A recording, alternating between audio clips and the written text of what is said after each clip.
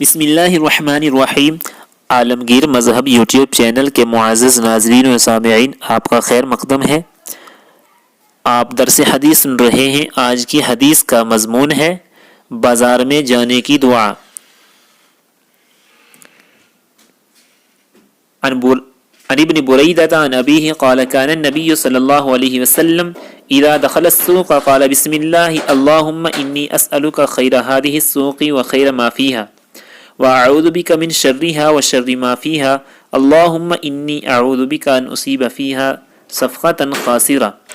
رسول اللہ صلی اللہ علیہ وسلم کا معمول تھا کہ جب آپ بازار جاتے تو کہتے بسم اللہ اللہم انی اسألک خیر هذه السوق وخیر ما فیها واعوذ بک من شرها وشر ما فیها اللہم انی اعوذ بک ان اصیب فیها صفقة خاسرة۔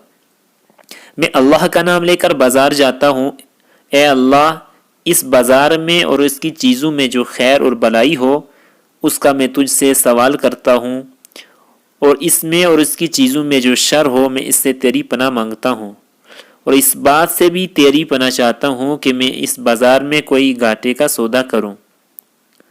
جزاکم اللہ خیر، احسن الجزا۔